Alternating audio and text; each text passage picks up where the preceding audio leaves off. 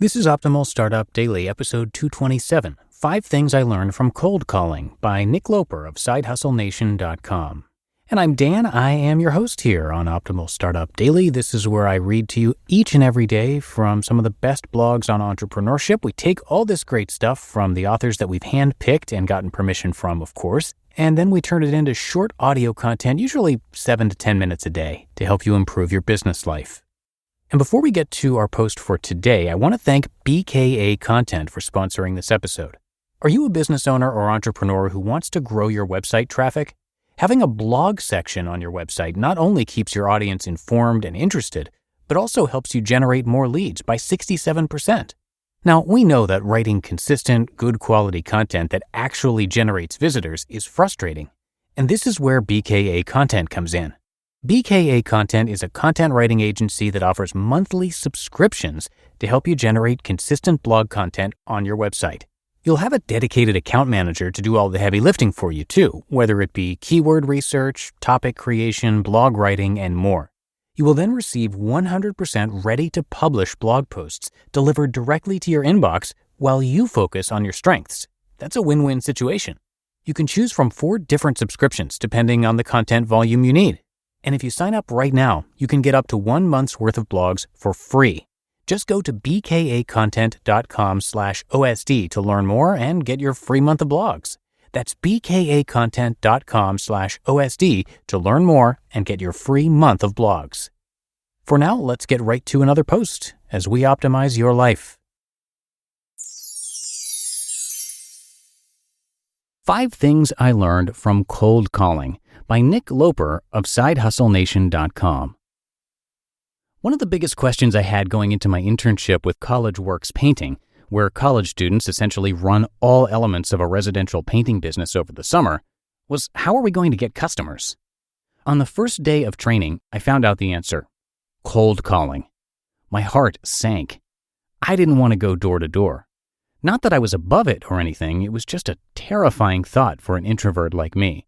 But years later, I can look back and say it was a really valuable experience. Here are the 5 biggest things I learned from cold calling the suburban streets of Renton, Washington. 1. Talking to strangers will not kill you. I remember driving to my assigned territory for the first time and parking my truck in what looked like a promising neighborhood. There I was going to be the annoying salesman interrupting families at their homes. Could I really do it? I had no other choice. If I wanted to succeed, no one else was going to go out there and get customers for me. It was an uncomfortable and awkward predicament. I probably sat there 10 or 15 minutes before mustering the courage to finally get out and ring that first doorbell. Thankfully, the entrepreneurial drive won out over the painful shyness. And you know what? Contrary to popular belief, talking to strangers is not life-threatening.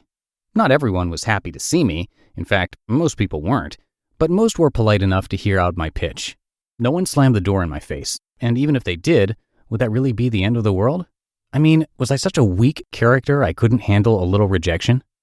What was I so afraid of?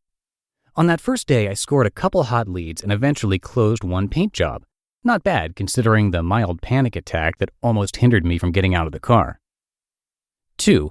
Each no gets you closer to a yes. Cold calling is a numbers game. A certain percentage of houses will get painted each summer. If a paint job lasts 10 years, that number could be as high as 1 in 10. With each no I got, I knew I was 1 step closer to finding a yes. The yeses were out there, it was just a matter of finding them. In that sense, you could position cold calling as a treasure hunt in your mind to make the task seem less tedious. It was my little attempt at gamification. Cold calling is a process of elimination. With each house you cross off, your odds improve with the next one, right? At least that's what I told myself. 3. Hit every house. During training, our sales coaches were adamant we hit every house, no matter how good the paint looked from the curb. I thought that was an idiotic waste of time. Why should I bother talking to someone who is very clearly not in the market? Turns out there was some method to this madness. First, you never know what the sides or the back of the house look like. Of course, it's highly unlikely they painted only the front, but you never know. I booked several jobs from people whose houses looked beautiful. One was a new owner who just couldn't stand the color. And second, you never know who the homeowner might know or how many other houses they might own. I came across several real estate investors by walking up to nice-looking houses and scoring estimates on the rental properties on the other side of town. Start the conversation, make the connection. Most of the time it won't lead to anything, but it costs you only a short amount of time and can pay off very well. 4. Run, don't walk. When I was cold calling, I would usually jog in between the houses. I did this for several reasons. 1, I figured the excited college kid running up to the door would look more like someone worth talking to than the guy slowly trudging up the driveway with the clipboard. 2, I could cover more ground faster. It was partially about efficiency. 3, even if I didn't get any leads, I could at least get some exercise. What small thing can you do to convey enthusiasm to your customers? 5, find a better way. No matter how you spin it, cold calling still isn't that much fun. It takes a thick skin and a lot of time energy to find a few qualified prospects. So in my second year of the painting business, I was determined to keep the cold calling to a minimum. One thing we did differently was to take out a booth at the Seattle Home Show. A last-minute dropout to the show opened up a booth spot on the floor that we picked up for just $2,000. From that spot, we were able to book more than $70,000 worth of work for the summer. By switching from a push marketing tactic to a pull tactic, in which pre-qualified customers proactively came to us, we generated a massive ROI, both in terms of dollars and in terms of time.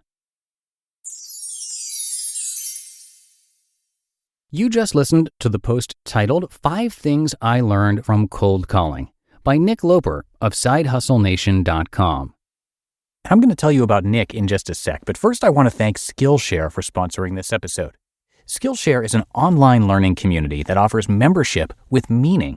With so much to explore, real projects to create, and the support of fellow creatives, Skillshare empowers you to accomplish real growth. And Skillshare is offering our listeners a free trial of premium membership at Skillshare.com/OSD. There are so many fascinating classes on Skillshare on topics including freelance and entrepreneurship, creative writing, productivity, illustration, design, marketing, and so much more. Keith Yamashita has a great course on storytelling, which is, of course, really important in marketing and branding, but even in just our everyday conversations. So I'd highly recommend checking out his course called Storytelling for Leaders, How to Craft Stories That Matter. And there were just so many more. I can't believe how many resources I'm able to get access to with less than $10 a month through Skillshare's annual subscription. Come check it out. Explore your creativity at Skillshare.com/OSD and get that free trial of premium membership. That's Skillshare.com/OSD for a free trial of premium membership. And thank you to Nick for letting us share his post today. Nick retired from corporate America at the ripe old age of 25 and is now a full-time entrepreneur involved in a variety of projects. He's also the host of the podcast The Side Hustle Show, which is for part-time entrepreneurs looking for actionable tips to start or improve their businesses. It's a great podcast, and you can usually find it in the top charts of the business podcasts in Apple Podcasts, so definitely worth checking that out. The blog is great too, of course, and you can come by SideHustleNation.com for a lot more and to show your support. Our contributing authors always appreciate it. But that'll do it for today. Hope you have a great weekend if you're listening to me in real time. I thank you for being here, and I'll see you back here tomorrow for the Sunday show, where your optimal life awaits.